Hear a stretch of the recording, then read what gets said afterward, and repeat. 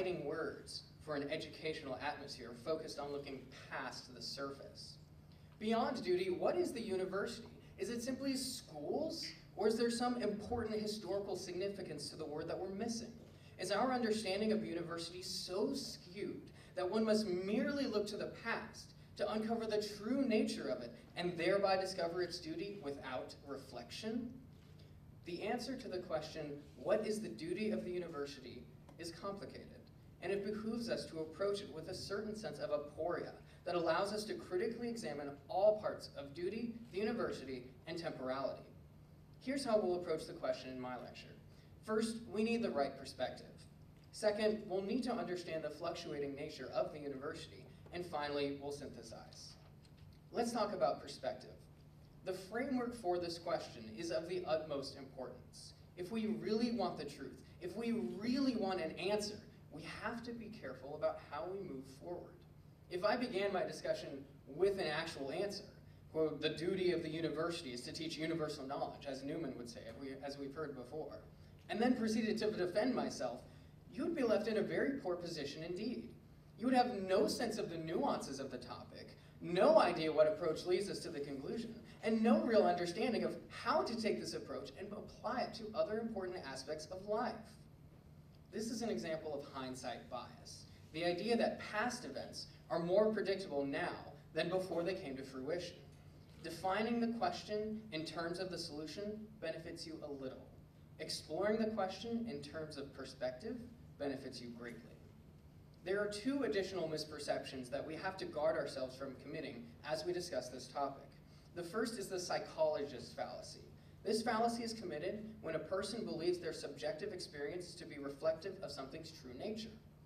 The name comes from the practical application of psychological study, wherein the psychologist may read their own mental state into other patients and make suggestions based not on the patient's circumstances and what is best for them, but on what the psychologist believes is best for everyone as humans, with the ideal human being himself. The reason we have to be so wary of this particular fallacy is because we live in post-modernity. The nature of the university has functionally changed. Today we have vocational colleges and universities that specialize in math and science degrees that require little to no economics or art or philosophy courses. Keep that in mind as we move forward. We must look past our subjective, temporal experience of the university and uncover its true nature. The second fallacy we must avoid is called the genetic fallacy. This is committed when conclusions are made based on the origins of a thing and not on the current context or meaning. In other words, this fallacy involves extrapolating out from the original status of a thing, or even defining that thing in terms of its origins, in this case, the university, and drawing a conclusion based on that extrapolation or definition. Essentially, this is the opposite of the psychologist fallacy. Whereas we have to be mindful we don't ignore the fundamental nature of the university because we get wrapped up in our modern subjective experience, but we also have to be mindful that we don't ignore how the university has changed and what state it is in now. And a last note on method.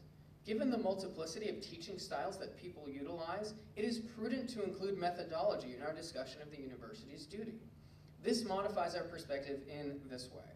If some people are unable to learn at one institution because of their method of presentation, but thrive at another comparable in academic prowess, but different in teaching style, then we must admit that the way things are taught actually informs our understanding of what is being presented.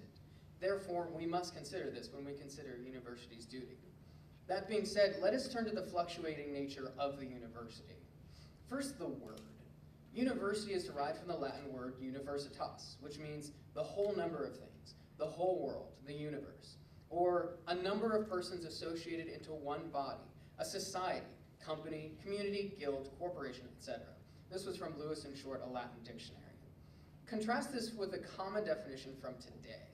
Quote, an educational institution designed for instruction, examination, or both, of students in many branches of advanced learning, conferring degrees in various faculties, and often embodying colleges and similar institutions, from Oxford University Press. Clearly much has changed. How we got from understanding A to understanding B is not today's focus. What is important is whether or not that shift has changed the university's duty. We live in an age where knowledge is questioned constantly, so much so that people are less concerned with knowledge itself and more concerned with the search for it. In postmodernity, it seems that knowledge has taken a back seat to systematic methodologies. An example, the University of Wisconsin defines the central duty of the university as the search for truth. Newman says it's to teach universal knowledge. Is there common ground? Can we reconcile these two interpretations? Should we reconcile them? Here's where Newman and postmodernity seemingly diverge. It is more commonly thought today that the university is to be a place for academic inquiry free from undue restraint. The full quote from the University of Wisconsin is as follows, quote, "The search for truth is the central duty of the university, but truth will not be found if the scholar is not free. It will not be understood if the student is not free. It will not be used if the citizen is not free." At a time when both truth and freedom are under attack, the University of Wisconsin must seek the one and defend the other. It must employ, with utmost energy, the power of truth and freedom for the benefit of mankind. The University of Wisconsin is not alone in their thinking. The following is an excerpt from the Declaration of Principles on Academic Freedom and Academic Tenure by the American Association of University Professors. Quote, "An inviolable refuge from such tyranny should be found in the university. It should be an intellectual experiment station where new ideas may germinate and where their fruit, though still distasteful to the community as a whole, may be allowed to ripen until finally, perchance, it may become a part of the accepted intellectual food of the nation or of the world. Not less is it a distinctive duty of the university to be the conservator of all genuine elements of value in the past thought and life of mankind which are not in the fashion of the moment." One last example. This comes from an open letter to a Harvard president from professors at Harvard Law, Harvard University, Yale Law School, and others. Quote, "We believe that it is the duty of the university as an educational institution to unequivocally defend the student's right to freedom of speech and the right to freely organize forums without fear of intimidation, harassment, or defamation." Where are we now? Are Newman and postmodernity forever at odds with each other? What is the true duty of the university? If the idea of the university was previously to teach universal knowledge, it seems perfectly rational to question what that knowledge is. This questioning is foundational to the universities of today. The first philosopher, rationalist, discussed in modern philosophy here at King's is Descartes. This is postmodernity. Among other things, it is doubt. But it is more than doubt, it is approach. No longer are we concerned primarily with what the truth is, but with how we get there.